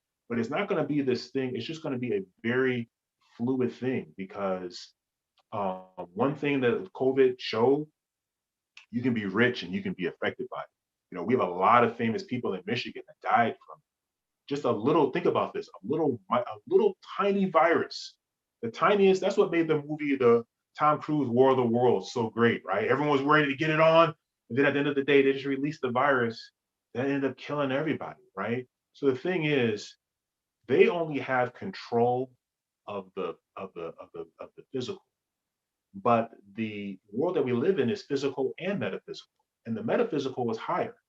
The metaphysical, they tell you what we have 5, 6 senses. Science would tell you the metaphysical, they already know of tens of millions of different forms of sensing. This is how you can extract someone's blood. You can look this up. This is, I don't know what the exact term for this. There's all types of experiments. Matt, I can extract your blood from where you are.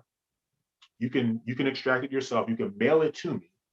Okay. And whatever symptoms you're experiencing over where you are living, like you're listening to music and being relaxed, your blood is going to show those same symptoms over where I am. And if you're really excited, you're in fight and flight, you're agitated, you're about to kung fu, so you're about to, put some karate on somebody, it will, your anxiety, everything, your blood, everything, your emotions are up. Your emotions are going to show, it's going to show those same markers in your blood, and we're hundreds of thousands of miles away. So what's the science behind that? So here's the thing: there's more in the unknown world than there is in the known world. So they may have control of the known world, which they do, but there's more going on in the unknown world. And an example of that, no matter where the virus came from, no matter who invented it, it's here. And it has completely changed. I mean, think about it, it has completely changed the way kids go to school, the way they view life. It has changed everything. And if this is any type of, if this, we barely lasted a year like this. If this is sustained for any type of duration, it's going to be something we haven't seen before, right? Because we've become so dependent on the system, right? I'm dependent on everyone outside of going outside of your community instead of building community. mean, what you said was great, and it didn't take a degree for you to figure that out. Because this is how you know they want poverty, because where's the class on exactly what you said? All right, Matt, your street, you're in charge. Everyone on your street's growing apples. I don't care. Everyone's growing apples, right? The next street, Dame, my street, we got all the oranges. You got all of this. You got all the spirulina. You got the cucumbers. You got this. You got this. And we're all good in abundance. Abundance. And guess what? We're not talking about just one harvest. We're growing orange trees, apple trees. Those are that recycles, right? So when you have a system of inclusion, recyclability, and community, that lasts forever. When you have a cycle of greed, lust, the short-term effects is you get what you wanted. You get what you wanted. This is, God is an equal opportunist, and he's very fair. People who wanted these evil things, this is what they went after, so this is what they got. Because the world, God set things up to give you the things that you go after. Some of the best things is you just got to wait a little bit. It's called delayed gratification. These people that are here, they ain't worried about what's going on here. They're not spending their time, like you said, looking at a box, worried about what such and such person is doing on Instagram or whatever. They're just down here biding their time, just trying to be, and they may not be the most perfect person. They're trying to be the best person they can be and not losing themselves. And it's not even so much of a temptation for them because they're not in this. They're not trying to buy a car to make somebody like me or have this $500 shirt so people think this about me who hate you anyway. So the thing is, at the end of the day, the thing that you spend your energy on, the thing that's the energy is spent on, that's the thing that you get. So the thing is, you get this, and they got this, but it comes with a whole lot of other stuff. So now, if you deal with this and whatever you got through those fruits of producing evil, you have to deal with the error correction as well. So when the correction comes for it, it's just like when you were a kid, if you tried to sneak out of a house or whatever, you have the ability to sneak out of the house, right? But when you come back and mom's waiting for you, Well, I love, you got to do, like, huh? I love the idea of the correction, and it makes me kind of feel hopeful. I feel like some people are doing their best, but one of the cases, so we live in this reality of money. So I'd be curious your thoughts, because some people are having their jobs threatened, right? And they want to provide for their family, because for us to have food, we need to have the money, and we need that money so we can do the things for our kids and all these different things where people make those choices. So it can be challenging. Now, on the capitalism side, I remember when I was in Nepal, I was talking to the monks, and for me, I've always been very, negative connotations about money and all these different things, but so I don't think it necessarily has to be bad, after I've kind of like really analyzed it. I think there's a spirit to it. But I remember talking to this monk, and I said, in the Buddhist teachings, it says desire is the root of all evil, desire is the root of suffering, right? And so I said, well, I've written this book. When I wrote Zen Athlete, I was like, I desire for 1 million people to buy this book and to read it and to enjoy it. And he said, that's not desire. And I said, why not? And he said, because it's not for you, because you just told me the reason why you wrote that was to help kids understand themselves so that they can empower themselves in their lives. That's not desire. You're not trying to get that for you. You're trying to give something. And I was like, oh, okay, I see that distinction. And so with capitalism, I could see that too, where we look at these things, right? And we got, let's say I got a local person and they do all organic food and they do it the right way. And then I got a person who does like Monsanto and things like that. I want that person to thrive in a way that where you touched on one thing I forgot to talk about was the accountability. I think an awakened man or woman takes 100% accountability for everything they have in their life and what they've done and their karma and the good and the bad and things like that. And then they also think about how can I give rather than what can I get, right? Where you're willing to stomp on different people and do whatever it takes to get to the bottom line. But when you think about how can I give and what can I serve, or how can I serve, then we want that to grow and we want them to be supported. We want that energy to go because it's cooperative. It's not diminishing anywhere. We're very cognizant of how we're doing that, right? Like Patagonia, that company where, they have this story where we're doing some business and I should remember, I bring it up all the time, but Patagonia basically could do a bad thing and they were willing to put themselves out of business to not compromise. And so everybody supported that brand. And now they're a very well-known brand because they didn't want to compromise their integrity by doing something that was harmful. And so that's where I could see capitalism or creation. And at that point, when you're doing that, that person's not trying to do it so they get a bigger house. They're going to be taken care of, right? And then that abundance allows us more free time and more cooperation and more the beautiful things in life, like community and raising kids and having fun and exploring and sitting around fires and getting to know your neighbors and having potlucks, right? You can have a potluck under the stars, and you could have it in a $40 million mansion. It doesn't really matter. It matters who you're around.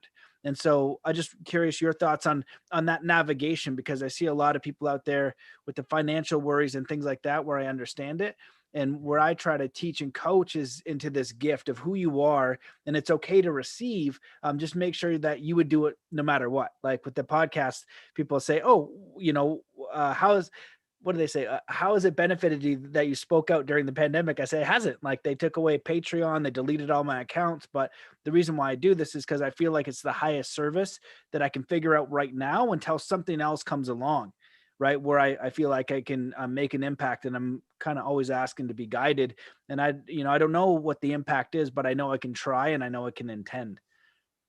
Yeah, and that's one. So where you're at, I mean, that's a beautiful thing because most people would have stopped, or what you see when someone's money is affected. You see this a lot in Hollywood or with sports stars. They'll just go back and they'll backtrack and they'll be like, okay, I'm just gonna do this. Like you gotta admire Kyrie Irving, right? I mean, there's a lot of people who are affected. Everyone who is affected by having to take the vaccine, right? Um, everyone who's affected by that, they're affected the same way no matter how much money they make. So the person who has to quit their job making 40 or 50,000, is probably impacted more. So I'm not saying it from this standpoint, but you got to admire a guy who has 17 million. It's not just this 17 million; it's actually like 205 million because people don't know he was days away from signing an extension because this is a contract year. So that means this is the last year that he's playing under contract. What he's allowed to do up until a couple of weeks ago, you were allowed to sign an extension for 4 to 5 years to come. And that extension was estimated about at 180, $190 million.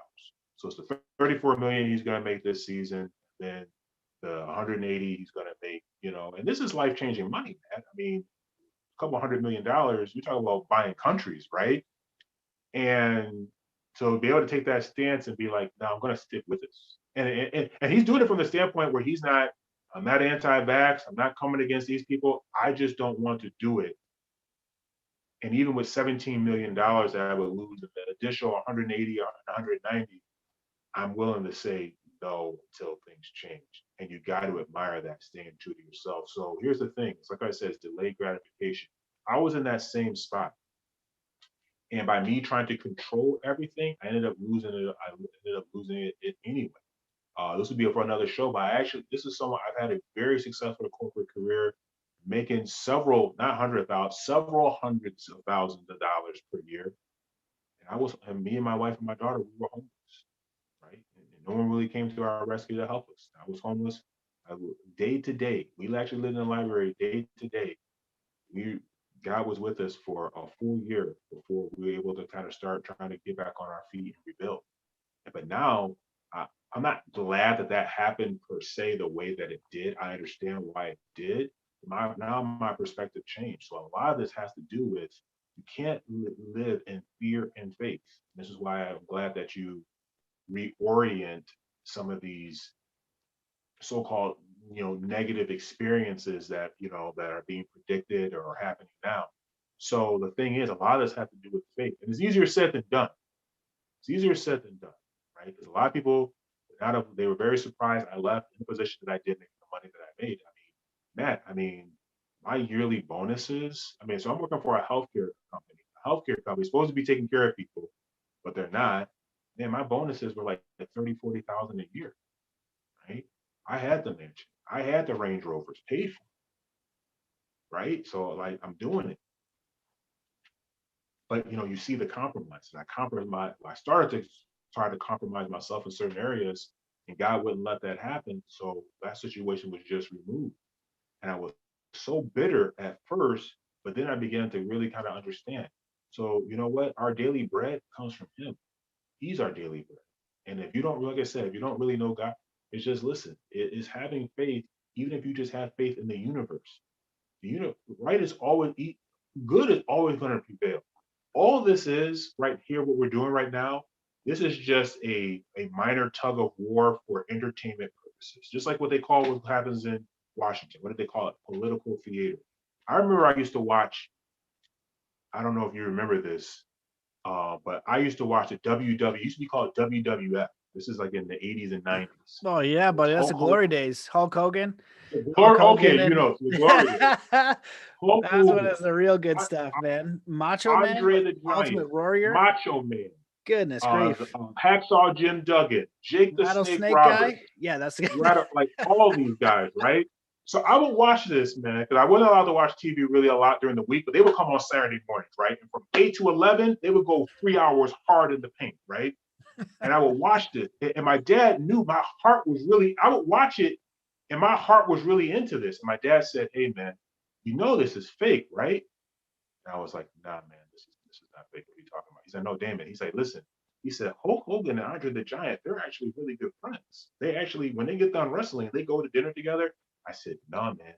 They hate one another. This is what they had to say on the interview. He body slammed him. He took the chair. He did all this stuff. Man, listen, no, listen, man. I wasn't even having it, to the point where my dad stopped talking, because he would talk to me about it for a long. He stopped talking to me about it because began to get angry at him about it, right? And I was older, so I knew it was fake, but I was older. But I ended up seeing an interview where Andre the Giant and Hulk Hogan were talking, and they were talking about how good friends they were. I was like, wow. You know what I mean? It's like just a matter of perspective, because it looked real and they made it look real. But all it is, at the end of the day, they already knew at the end of the day, Hulk Hogan, we need you to lose this one, because we got to get Macho Man, we got to get people and Elizabeth into him and Elizabeth. They're going to get married. So we need you to lose this one, and he's going to win this one. But then you're going to come back and win the next one. Then you're going to be even bigger, right?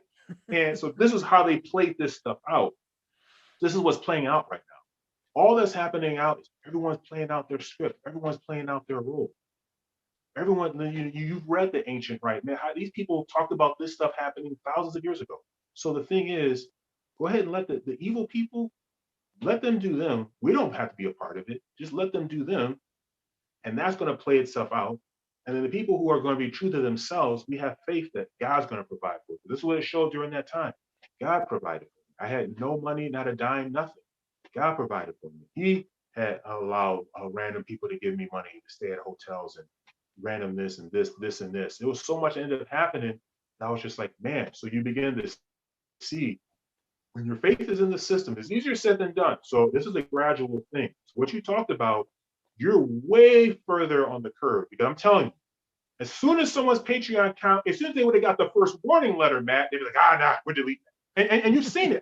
Listen, there's people who have bigger audiences, just in terms of, like, if they're on like Sirius or something like that, and they got the pinch put to them, and they're like, nah, we're gonna delete that episode. We're gonna recant some things. Like, I've watched some people who go so hard at something, so passionate, and then the minute they get on the news, and listen, it's easier said than done, like I said, but the minute they get on the news and they get threatened with a lawsuit, they're like, oh yeah, let me go and recant, say that didn't happen. I'm like, wait, hold on, man, you did a whole show, you did 5 shows about it, you had these guests, you sold the videos, you sold the t-shirts, like, man, you had me up on the website every day. I'm really thinking that this happened like this.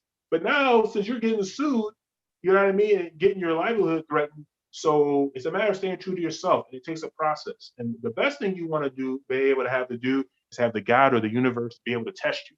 That's the best thing. Because like I said, the worst thing you'd be able to do is to be able to find out here where you really need to make a move, and you're not able to make that move. And then the wrong move that you make is a detriment to you. You end up losing your life, your family, or what have you. So this is what happened to me. I was on that trajectory, but thank God he showed me. I was just like, man, you know what? I was about these things, but then I changed. And you can change in a way that you don't even know. You're making compromises that you don't even know. Because we're making compromises every single day that we don't even know.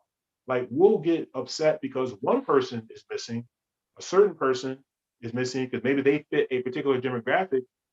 Man, there's other people who needed that same type of news coverage every single day. If they would have had that type of news coverage, and they're alive, if they would have had that type of news coverage, you know what I mean, they would be found. So these are things that just little by little, we don't even put the demand to be like, nah.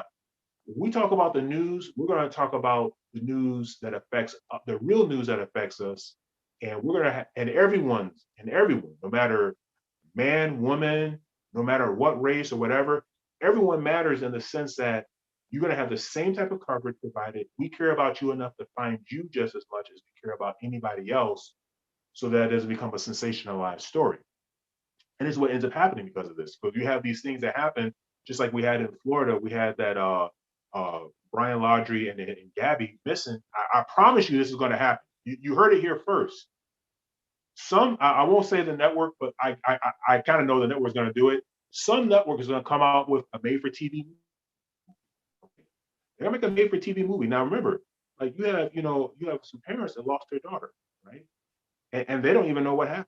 But they're going to make a made-for-TV movie, and they're going to tell the advertisers, we're going to charge you $1 million for a 30-second ad, because we're going to get X amount of people who are going to watch this, right? And they're going to get the ratings, and they're going to do it. And it may be several movies. And it's that may be a more aloof complicity, but something that we were in compliance with. But it's these type of things. So the producers, they aren't giving money to their foundation. They aren't giving money to help law enforcement, help other people. They aren't giving, any of this stuff. It's just like, this is for profit. So we're gonna take someone's tragedy, make it into a profit, and watch. And listen, I'm a party to that. There's been tragedies that have happened to people. I've watched it. And because of that, they got to make a profit. Whether you buy their advertisement or not, they're only putting it out there because they know people are going to watch it, right? People are going to watch it eventually. So it's a thing where you just go into it all at once and just be like, okay, I'm just pulling out of society. Here's the truth be told. We're all complicit in the standpoint that anything that you think bad is happening has to continue happening with the way this set up. I'll give you an example of this. You see this all the time. This was happening in Michigan. You had doctors that were diagnosing people with cancer who didn't have cancer. They're diagnosing them with cancer. They didn't have cancer. Why is this? Because every cancer treatment you go to, that's $1,000, $2,000. Boom, boom, boom, boom, boom, boom, boom. Okay, that particular doctor, they're living in some very ritzy neighborhoods. There's some very ritzy neighborhoods out here in Michigan, in the suburbs, out in Logan County. They're living there. That same doctor is helping the small man, the people that we consider the low man on the poor move. Because why? He's going to the subway, buying a sub for lunch. So now that person low on the totem pole, he's eating he's got a job that he's able to maintain because this guy who's committing fraud is helping him maintain. He doesn't know it. They're just in there. There's another customer helping him, but it's happening. How do we know this is important? Because look at all the sub shops that have closed since COVID. So all of that, every single foot traffic is important, because the person, that corrupt doctor who's diagnosing people with fake leukemia, he's getting his clothes clean. He's buying stuff on Amazon. So now the Amazon drivers have a job. And guess what? He's paying city taxes. So now the city governments have problems. The police are now able to have jobs because of this. So it's to the point where it's just like, you got to be able to make some very localized decisions, because if you start thinking about it from too broad a perspective, like I said, the society is set up where there's $4 trillion made on healthcare, either directly or indirectly. $4 trillion every year in the US alone. 4 trillion. Okay. The annual budget in the US is only 2 trillion. So the budget that gets passed in Congress every year is only $2 trillion. So if you just even heal 10% of the people, that's $400 billion. That is going to have a tremendous ripple effect on the entire system, whether people think it will or not. Everyone's involved. So this is why at the highest level, we have to start setting up laws at the highest level. There needs to be an international body and international cohesion in terms of right versus wrong, because now the business that we're doing is international. So now it affects stuff international, right? So before, with the big three, it didn't really, before it was like, oh, you just buy from the big three, big three, big three. But guess what? How I spent over my time in Canada, guess what? I was working in a foreign country, but GM has a huge, one of the biggest plants out there in Oshawa. So what? Now we're not going to buy from the big three because you're in Canada? Of course not, right? So the complicity comes from, is all intertwined, but it's intertwined at the highest level in terms of, and this is not even Luciferian so much. This is just the way the construct and everyone has consented to that, because the minute you say, hey, you know what, we're gonna get rid of all corruption dealing with doctors that do this, and this is why they're very selective in who they go after and how they go after, because the ripple effect is tremendous, and it affects you, even though you think you're far away from it. It affects you. Man, yeah, that's amazing. Well, I totally agree. We have to be accountable for what is going on, and one of the solutions it can be in our community, because we're not going to fix it as a whole, right? And I like your analogy, just saying like it's a greater picture unfolding. And this life is a mystery, right? We only know a little bit of a little bit, right? But we do know our intent, and we do know right from wrong. And so, can we stick in and hold to our integrity and not compromise little by little? Because when you compromise little by little, I'm just going to get this shot. And then little do people know it's infinite, right? You get the first one, second one, third one, fourth one, right? That's one thing. Or whether it's how you make your money, or all these different things. You do these micro compromises, and they get a little bit bigger, a little bit bigger, a little bigger. And then all of a sudden you've really just kind of diluted the quality of your soul. And, yeah, the short-term game is key too, because, if we're just looking for profit-based, it's probably not ideal. And I feel like we're all going to pass. We all know that life is not unlimited. And so on the other side of this, we're really going to be, measured. And I think of it as a way that, like, you're going to see yourself, you know what I mean? That mirror, there's going to be uh, no places you can't see. You're going to be reflecting on yourself in a very raw way. And however that works, I'm not sure, but I feel like it's probably a good idea to do good here, and to help, and to just do the best that you can. And so this has been amazing, man. I'd love to talk to you all night. I'm gonna have to run though, but do you want to talk about anything else before we close it out, and make sure that you tell people where they can go find you in your book? It's just there's so many, like, there's like 10 other rabbit holes I want to go down, but I got to Yeah. run. But is there anything else that you want to chat about before we close it up, and make sure people know where to find you? Well, sure. And thank you for this opportunity. I've really enjoyed myself. So I just want to challenge you on something real quick, and then give them some email addresses. So here's the thing. You're right. We only know a little bit of a little bit. So what we need to do is we need to, so here's the thing. Anything that's next level, if you already know it, if you already understand it, then it's not next level. So never say that we're all going to pass, because we're all going to pass because someone told you we're all going to pass. See, someone told you that. Just like they said death and taxes. But Jeff Bezos just proved, no, not everyone has to pay taxes. So this is what happened with Einstein. It's only true until you find out that something that is not true. And that's how you know that's not a real truth. So the thing is, when you start talking about living in the infinite, then we can't hold ourselves to what any of the axioms that we're told, and especially about death. And I'll get into that because I'm going to do a blog next year about reversing my gray hair. The gray hair is reversible. So, and it's reversible with no products. We'll get into that. But so the book is shipping November 30th. You can get it. You can get a free preview if you go to Damon, DAMON, and Miko.com/pandemic. Get a free preview of it. Love you guys to, just drop me a line on what you even think about, the book, and what you thought about. But it's free preview. You can also order it there online. And I think I have a blog on there. There's some other things I talk about. I'm actually detailing a 90-day transformation journey from happiness, so you'll have that on there. But yeah, would love to, love for your audience to be able to, download that free preview of the book, and be able to, start some conversations on some of those things that are talking about just self-sufficiency. So. Amazing, man. Well, this has been a pleasure. There's more rabbit holes to be discussed, but I appreciate you coming on, and I invite everyone to check out your book and the work, and to reach out. But yeah, man, this has been great. I appreciate you coming on.